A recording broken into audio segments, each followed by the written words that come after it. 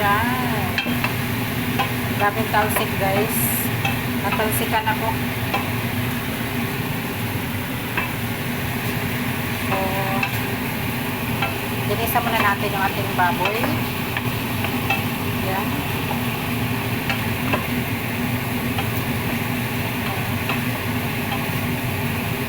Tapos lagyan natin ng patis konti. Ayan. Mayroon tayong fish sauce. Konti lang. Okay. That's it. 1 teaspoon.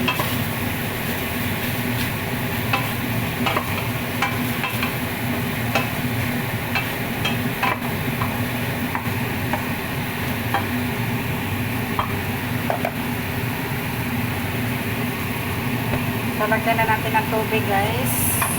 Palambutin natin. Oh, lala. Look at that. Tapos, salt. Ayan, may salt tayo.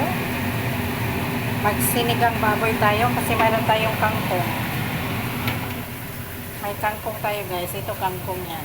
So, ito, palambutin muna natin yung ating pork.